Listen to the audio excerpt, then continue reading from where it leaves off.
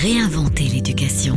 Learning World, en association avec WISE, une initiative de Qatar Foundation.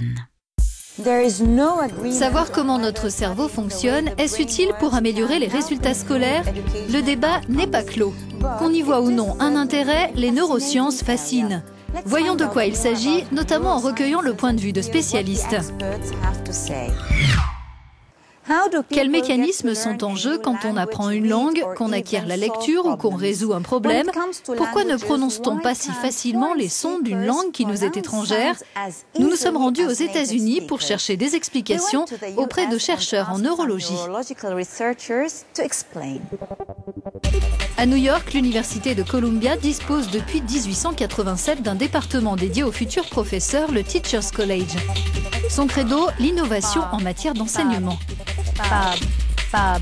Ici, pour mieux comprendre quelles zones cérébrales sont actives quand on apprend une langue, cette équipe étudie l'activité du système nerveux de personnes de langue maternelle anglo-américaine et d'étrangers lorsqu'ils entendent certains sons pendant un quart de seconde.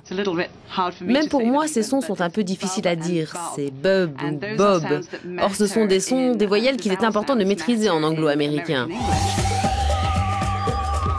En comparant l'activité cérébrale des différentes catégories de sujets, le Dr Freud est arrivé à cette conclusion. En fait, ce n'est pas un problème de prononciation des sons, mais de perception des sons. Et c'est au niveau du cerveau qu'on peut le voir. Quelqu'un peut nous dire à quel genre de tâches nous avons à faire d'après les zones qui sont actives? Ici, tout en haut, c'est la partie frontale du cerveau. Oui, l'activité visuelle. On peut en réalité dire quelle lettre le sujet est en train de regarder en fonction de l'activité dans son cerveau. C'est vraiment remarquable. Les étudiants du Dr Freud sont issus de différents milieux professionnels, de l'univers médical à l'éducation spécialisée. Ça me permet, en ayant ce regard extérieur, de comprendre les comportements des enfants dont je m'occupe. Mais ça a été vraiment dur pour moi de comprendre l'activité dans le cerveau d'enfants autistes et par exemple de comprendre que parfois leur cerveau a besoin de plus d'oxygène. À présent, je suis capable de les aider en leur faisant faire des exercices de respiration de manière à réguler un peu leur système.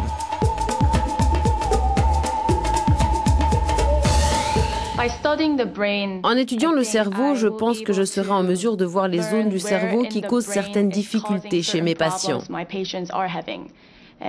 Je vois ça comme un travail sur les muscles. Si vous vous blessez à un muscle de la jambe, vous n'allez pas entraîner les muscles de vos bras à mieux fonctionner. Donc si je sais quel muscle ou quelle partie du cerveau est à l'origine du problème, je peux agir de manière plus ciblée. Ces recherches sur les liens entre système nerveux et apprentissage ne sont pas encore en mesure de nous dire comment traiter certains troubles, mais elles montrent déjà que tout processus d'apprentissage se traduit physiologiquement dans le cerveau. Donner l'opportunité à nos étudiants de penser à tout cela, c'est vraiment stimulant et excitant pour eux. Ils peuvent ainsi connaître la traduction cérébrale de leur travail.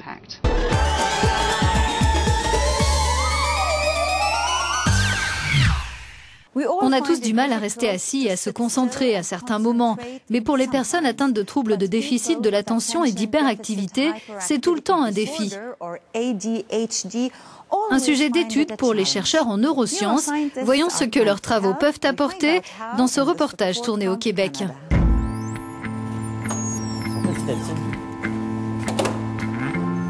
Roselyne, 10 ans, et Gabriel, 14 ans, achèvent une nouvelle journée d'école et pour eux, être en classe tourne parfois au calvaire.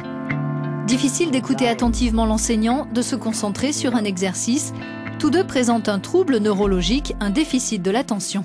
Je dirais que c'est plus difficile à me concentrer, à écouter le cours au complet quand j'ai envie de bouger au début du cours parce que j'ai tout le temps en tête que je veux bouger puis que j'ai envie d'aller me défouler dehors.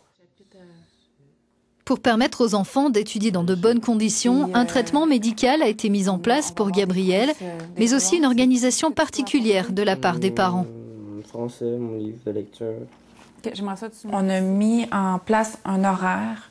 Alors, on a regardé qu'est-ce qu'il avait à faire, dans le fond, pour les prochaines semaines, pour le mois en entier, et on a segmenté ça par semaine. Alors, on a mis les travaux qui étaient à court terme, on les a identifiés, les travaux à plus long terme, et à chaque soir, il a tant de minutes attribuées pour chaque tâche.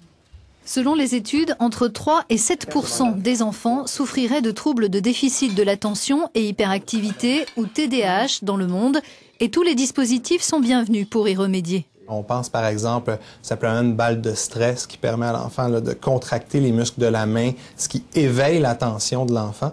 On a aussi les élastiques à bande large qu'on attache aux pattes avant de la chaise. L'enfant pousse avec ses jambes sur cet élastique qui passe devant lui et ça restimule l'attention.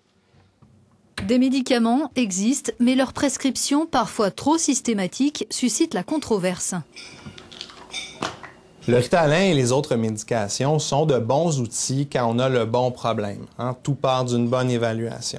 Alors, quand on est certain qu'on a fait un bon diagnostic, qu'on a passé par le bon processus pour le faire, et qu'on est certain qu'on a un TDAH qui est neurologique, notre bon outil reste quand même la médication pour ça.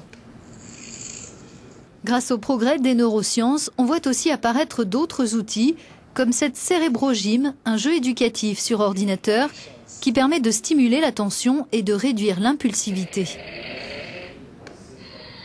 Ce sont des exercices qui ont été développés par des orthophonistes et des neuropsychologues en milieu hospitalier pour entraîner les fonctions cérébrales. Avec un bon accompagnement, ces enfants peuvent parfaitement devenir des adultes accomplis. Après avoir vu ces reportages, quel est votre point de vue? Y a-t-il ou non un lien fort entre neurosciences et éducation? Donnez-nous votre avis sur nos pages des réseaux sociaux. Mais en attendant, écoutons les opinions divergentes de deux spécialistes. Elles vous aideront peut-être à vous faire une idée. Marier neurosciences et éducation, la démarche suscite le débat. Si la neurologue américaine Judy Willis l'appelle de ses voeux, la Britannique Dorothy Bishop, professeure en neuropsychologie du développement, la juge trop prématurée. Peut-on en attendre une amélioration des méthodes d'enseignement ? Il y a une grande tendance qui vise à faire entrer les neurosciences dans l'éducation. Mais j'ai des doutes sur les applications réelles. Je pense qu'il est trop tôt pour commencer vraiment à utiliser les neurosciences en classe. On apprend beaucoup de choses grâce aux neurosciences sur les enfants, le cerveau et le développement du cerveau des enfants, mais je trouve que c'est difficile de voir comment intégrer ça directement dans l'enseignement. Les neurosciences vont faire économiser, font déjà économiser des milliards de dollars dans le domaine de l'éducation. Il y a eu tellement de neuromythes jusqu'à ce que nous ayons les neurosciences pour faire des recherches. Il y a eu des gens qui ont dépensé de l'argent pour faire des exercices et entraîner leur cerveau droit ou leur cerveau gauche. Grâce à la neuroimagerie, on sait que c'est une démarche totalement erronée. Les neurosciences font économiser de l'argent dans l'éducation. Elles donnent un aperçu instantané de ce qui se passe dans le cerveau. On peut les utiliser pour tester n'importe quelle théorie, n'importe quelle intervention.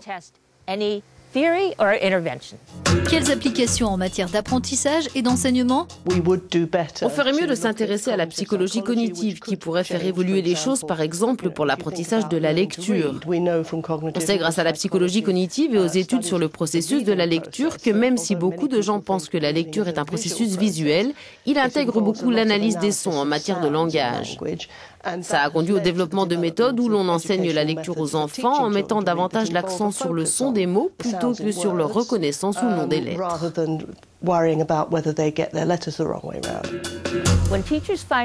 Quand les enseignants prennent conscience que le génie ne réside pas dans les gènes, que le milieu de chacun ne détermine pas l'avenir de la personne, cela leur donne une nouvelle énergie vis-à-vis de leurs élèves. En devenant plus réceptifs, ils font preuve de plus d'efforts. Ça change la donne. Dans les lettres que je reçois, les enseignants me disent combien ils sont plus efficaces et plus heureux en classe quand ils savent comment le cerveau fonctionne. Peut-on rapprocher ces deux domaines? The Bridge Too Far, une ambition trop grande, c'était le titre d'un article écrit il y a environ 20 ans par un Américain du nom de John Brewer, qui est une référence dans ce domaine. Il disait avoir le sentiment qu'on essayait de tracer un lien direct entre neurosciences et éducation, et qu'à mi-parcours, on avait besoin de la psychologie cognitive. Je pense qu'il faut aujourd'hui rappeler ces propos. C'est uniquement quand les professionnels impliqués communiqueront entre eux que nous aurons les instruments d'analyse les plus performants. Par exemple, les enseignants qui savent déjà ce qui fonctionne peuvent dire aux scientifiques « Hey, pourquoi ne pas faire des tests à ce sujet puisque je suis certain que ça marche ?» On aura alors tissé des liens durables dans 3 directions, la psychologie et neuropsychologie cognitive, les neurosciences et les enseignants.